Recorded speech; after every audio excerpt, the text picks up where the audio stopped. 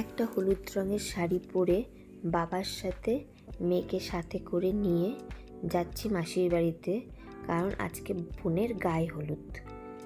আর মাসির বাড়িতে এসেই এই যে বসে গেছি টিফিন করতে। টিফিনে ছিল লুচি, আলু ফুলকপির তরকারি আর মিষ্টি। টিফিনটা সেরে যখন ওপরে গেলাম তখন দেখছি বোন অলরেডি বৃদ্ধিতে বসে গেছে। আর ওকে এত সুন্দর বৃদ্ধির সময় সাজিয়েছিল যে ওর দিক থেকে সত্যিই চোখটা ফেরানো যাচ্ছিল না। ভীষণ সুন্দর লাগছিল ওকে দেখতে।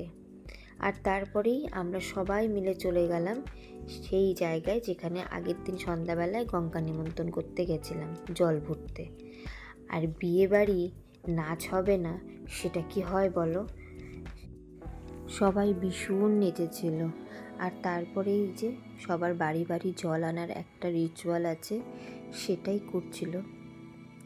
আর আমি নিয়েছিলাম এই ভারী কলসিটা, যেটা নিয়ে হাঁটা ভীষণ কষ্টকর, তবে একটা এই কষ্টের মধ্যে ভীষণ আনন্দ আছে। তারপরে এই যে বাড়ি ঢুকি এত নাচার পরেই সবাই ছাদে চলে আসলাম, কারণ এই যে বোনকে নিয়ে আসা হয়েছে ছাদে, এখন ওর গায়ে হলুদ হবে। আর এই ড্রেসটাও ওর সঙ্গে সঙ্গে চেঞ্জ করে নিয়েছিল। তারপরে গায়ে হলুদের জন্য হলুদ কোটা হচ্ছে, তারপরে শুরু হবে ওর গায়ে হলুদ।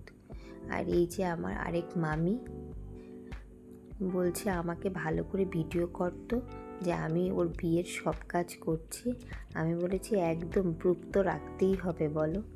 ভীষণ মজা করেছি জানো ওর বিয়েতে, খুব আনন্দ করেছি, খুব আনন্দ হয়েছে, সবাই মিলে ভীষণ আনন্দ করেছি।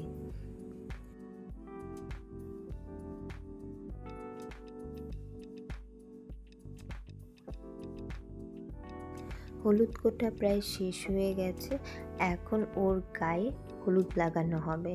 তো সেরকম তো কিছুই হয় না, জাস্ট একটু হলুদ ছোঁয়ানো, কারণ যেহেতু মেকআপ হবে তাই হলুদটা ছোঁয়াতে আজকাল সবাই বারণই করে।